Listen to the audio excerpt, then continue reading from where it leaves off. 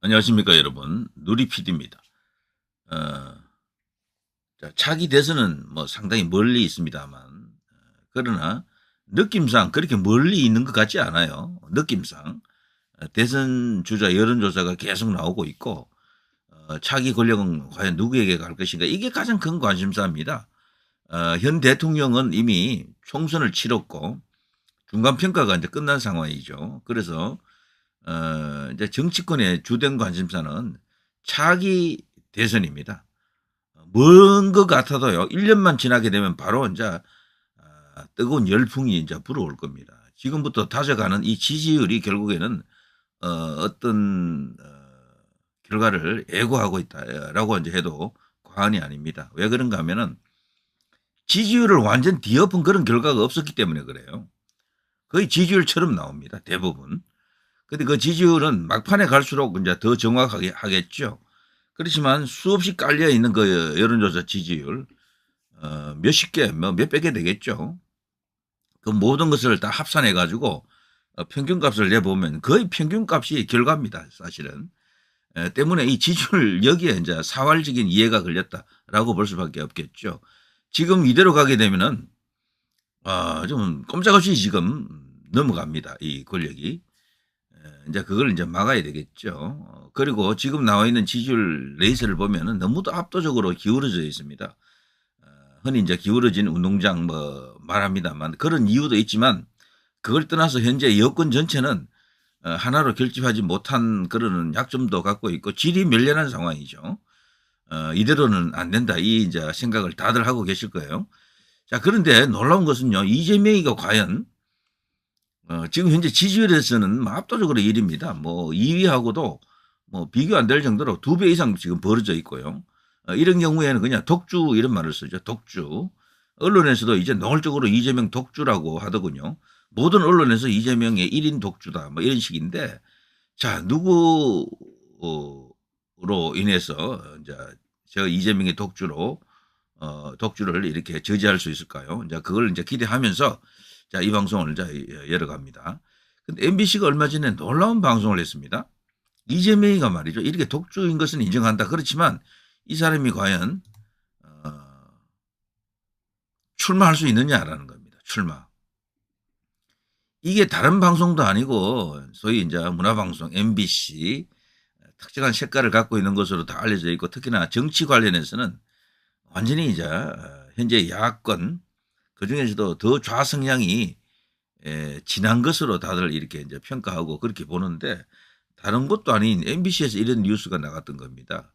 대선 지지율 이재명 독주. 그런데 대선 길 막히나. 이런 우려를 사실 야권에도 하고 있는 사람들이 있다라는 얘기죠. 어 김부겸 같은 그런 인물들 등등 해서 여러 명 보면요. 그 발언하는 걸 들어보면은 두고 봐야 된다. 이재명이가 과연 피선거권이 살아 있을지 박탈될지를 두고 봐야 된다 이런 거죠. 역대 제가 아는 한 대선 주자 레이스에서요. 이렇게 큰 차이 났던 것은요. 반대가 있었죠, 반대가.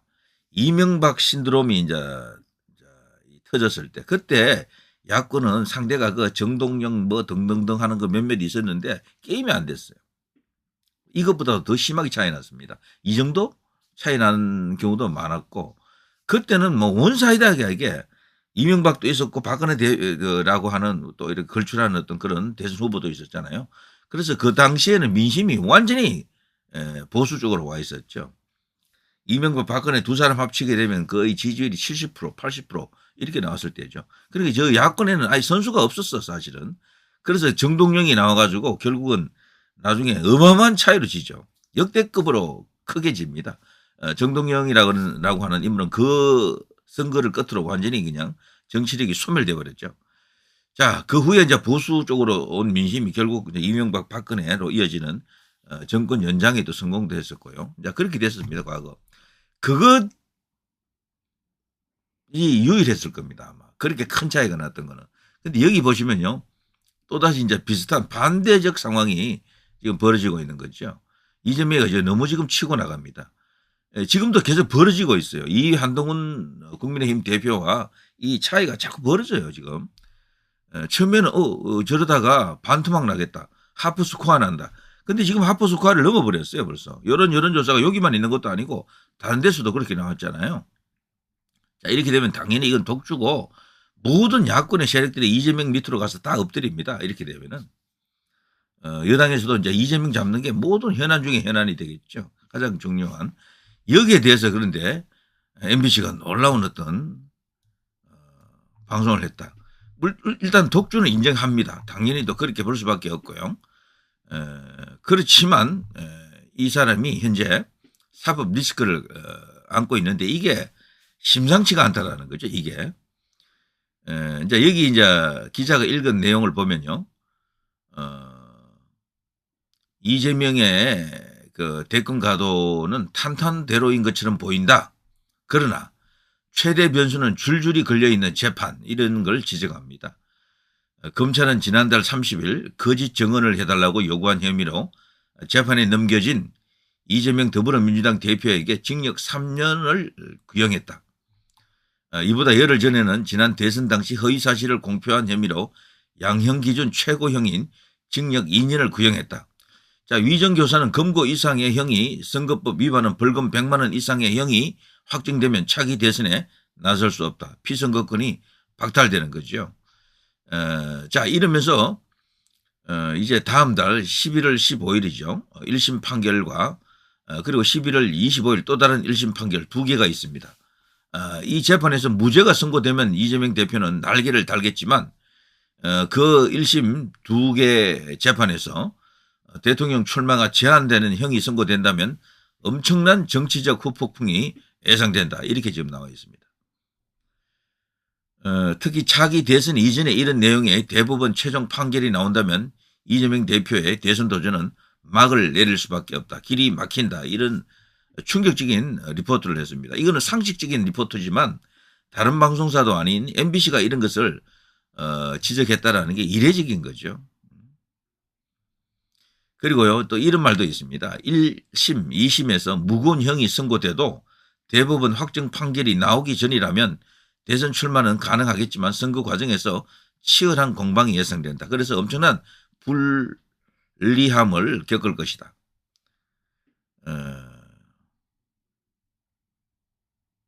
자, 엄청납니다. 하여튼. 자, MBC가 이 정도로 이제 이렇게 걱정해 주는 것입니까?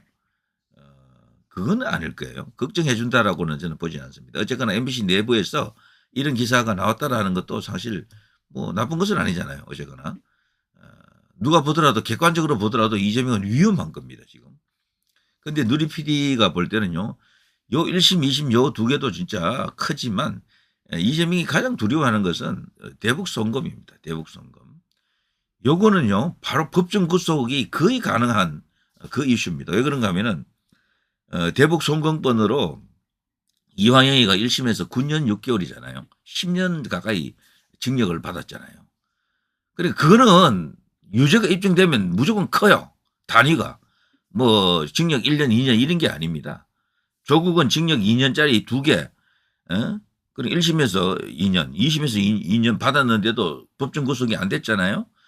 자, 그거는 좀 말이 안 됩니다. 당연히 법정 구속을 해야 되지만 징역형이 2년이라고 하는 그렇게 크지 않은 거죠. 근데 이 다른 사건과 달리 그 대북 송금건은요, 일단은 이화영과 이재명의 관계만 입증하게 되면은 다른 건 똑같아요, 전부. 이화영이가 이재명의 지시를 받고 진짜 몸통 배우는 주범은 이재명이다라는 것만 입증 딱 해버리면은 종범이 되는 거죠. 이화영은 이재명의 지시를 받고 한 셈이 되는 거라고요. 그러면 이화영이가 9년 6개월인데 그럼 몸통 깨긴 이재명은 몇 년 나와야 됩니까? 10년 이상 나온다는 얘기죠. 그럼 1심에서 10년 이상 나오게 되면 그건 무조건 법정 구속이에요. 형량이 그렇게 큰데 그걸 법정 구속 안 하면 그 판사는 말이 안 되는 거야. 그래서 이재명 법정 구속에 가장 가까이 가 있는 재판은요, 사실은 그 대북 송금건입니다. 그래서 이재명이가 가장 신경 쓰는 재판이 그거라고 저도 알고 있고 다른 사건에 대해서는 크게 언급을 안 해도 대북 송금건에 대해서는 열심히 치고받고 이렇게 하고 있죠. 본인 스스로도 입을 열고 그랬어요. 여러 번. 뭔가 검찰을 비난하는 그런 멘트도 여러 번 했고, 그리고 대북 송금 관련해서 위정하고 있다. 검찰이 지금 짜고 친다. 이런 것을 계속해서 공작을 벌이고 있잖아요. 그거 전부 다 근거가 취약한데도 불구하고 이왕이가 뭐 검찰로부터 회유를 당하고 있다. 무슨 뭐 여러 뭐 저 대접을 받고 거기서 뭐 위증을 해달라고 어쩌고 저쩌고 이런 이야기들이 나오는 것 자체가 가장 중요한 사건이 바로 이거거든요. 이번 11월 15일, 25일에 있을 그 이제 공직선거법이라든가 위정교사건보다도 더 겁을 내는 것은 대북 송금입니다. 이 사건입니다. 근데 이 사건은요, 현재 봐서는 늦어도 내년 5월 이전에 1심 선고가 나온다 그래요. 이건 달리 말하면 내년 5월 그 전에 이재명은 감옥 간다, 구속된다라는 것을 염두에 두셔야 됩니다. 그렇게 되면 이재명 대세가 끊기지 않겠습니까? 솔직히 말해서.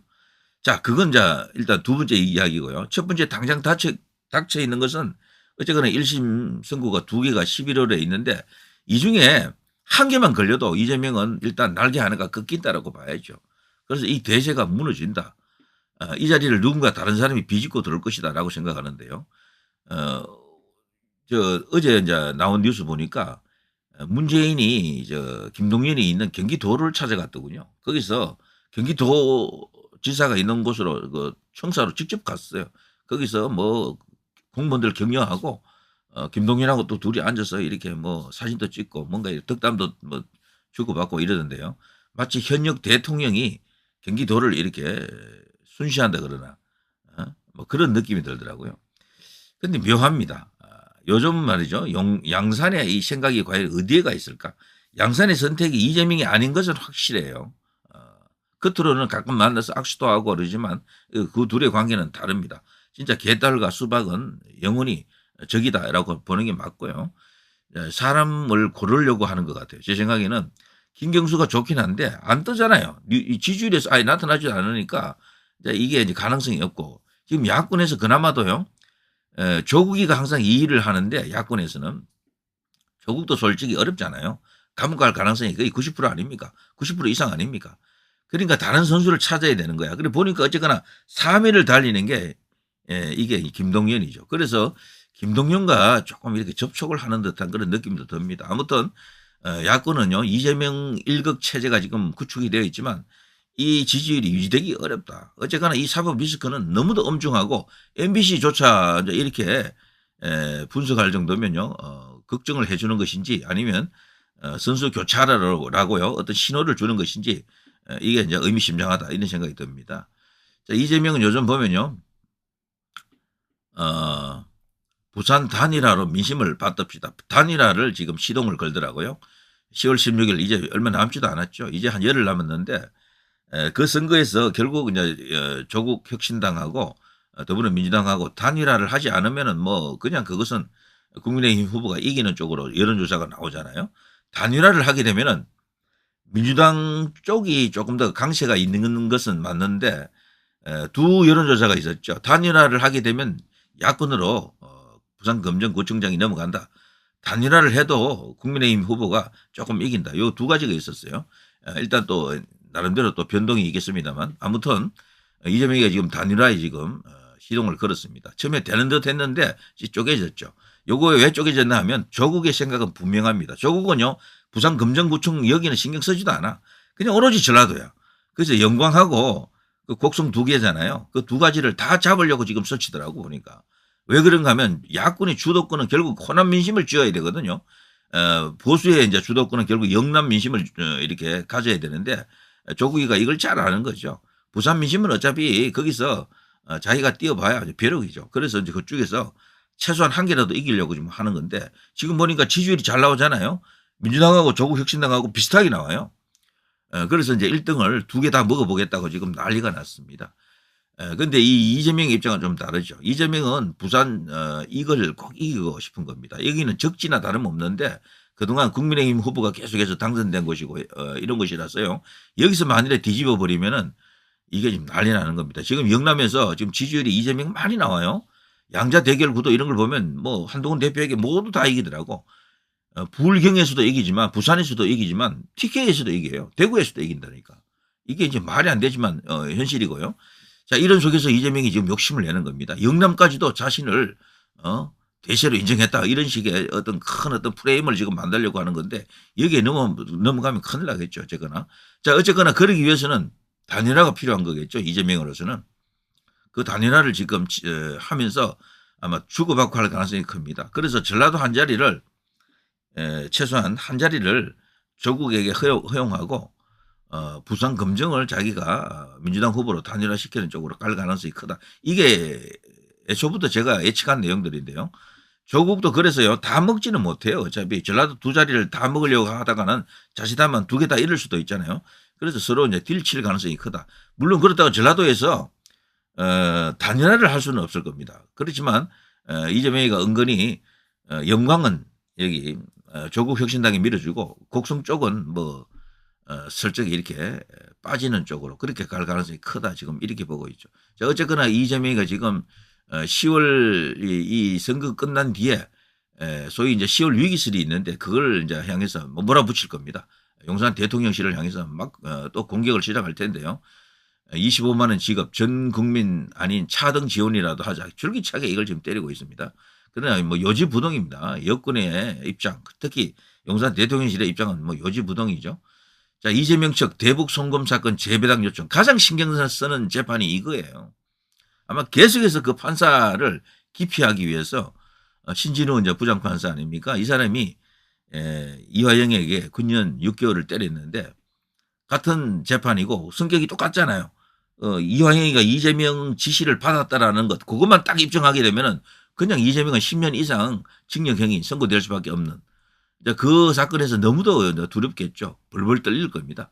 어떤 짓을 하는지 이제 지켜봐야 됩니다. 민주당이 다수당의 힘을 이용해 가지고 분명히 신진우 부장판사에 대해서 어떤 태클을 건다라고 보거든요. 그래서 이것은 그만큼 이 사건은 위중하다라는 겁니다. 이 대북 송금건은요. 현재 가장 무서운 재판이다 이렇게 봐야죠. 자, 이재명이 어쨌거나 이런 상황입니다. 자, 어쨌거나 MBC가 이렇게 아주 공식적으로 뉴스에서 이걸 때릴 정도면요. 이재명은 분명히 파란이 일어난다. 절대 이 일강구도 절대 일강이죠. 이 독주를 지속할 수가 없다. 이 사법 리스크는 엄중하다라는 것을 다시금 일깨워줍니다. 자, 누리 PD 김준희였습니다.